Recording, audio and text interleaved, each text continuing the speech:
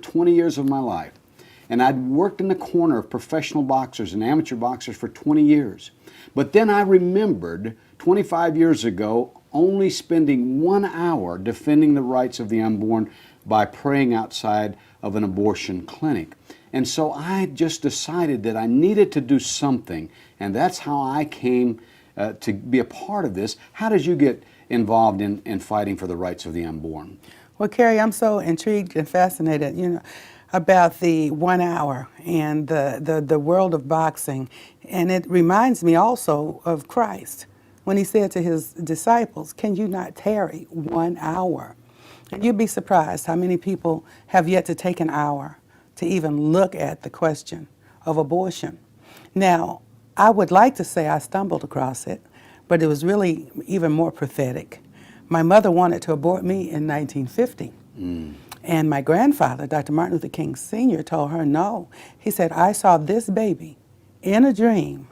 And it was 3 years ago. And he said that I was a little girl with bright skin and bright red hair.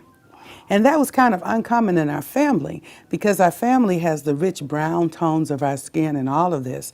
But what people didn't know, Granddaddy's grandfather was Irish from Cork in Ireland. So every once in a while, you had the fair-skinned babies come. So Granddaddy had seen me in a dream.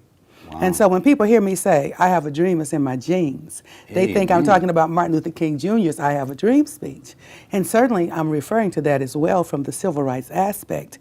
But also my granddaddy saw this little baby and he told my mother not to abort me. Because you see, Planned Parenthood was on the scene in the 1950s.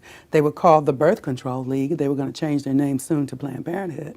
And they were passing out information in the schools to the young boys and young girls and encouraging them to look for alternatives to pregnancy. And my mother almost fell victim to that. That became a family secret. My mother and daddy got married. They were already engaged. And I was born, and they were the parents of 5 children. And so the only part of Granddaddy's dream that carried through the generations was that he had seen me in a dream. And so I was his precious first grandchild from that generation. And so Granddaddy, until he died, was on watch against abortion in his family and in his congregation. And he would always encourage people, get married first. And it should be one man and one woman getting married. You raise your children. If you make a mistake, let us help you, and you get back on track. Wow.